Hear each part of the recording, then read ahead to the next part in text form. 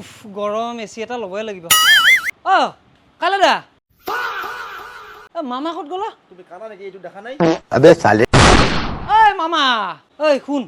AC এটা লাগে মাই ৰাতি শুব পৰা নাই পাকাত শুই আছে তই ভাল চাই 5 ষ্টাৰ এচি এটা মোক দেখা 5 ষ্টাৰ এসি লাগব 5 ষ্টাৰ এচি লাগিব বঢ়িয়া এসি আছে দেখা বল বল বল চা ভাই দুটা এসি আছে অ। এইটো হৈছে গডৰেজৰ এসি এইটো হৈছে এলজিৰ এসি আচ্ছা তো ডিফাৰেন্স আছে এইটো হৈছে 2025 ৰ এসি এইটো 2026 ৰ তই 25 ৰ লবি না 26 ৰ লবি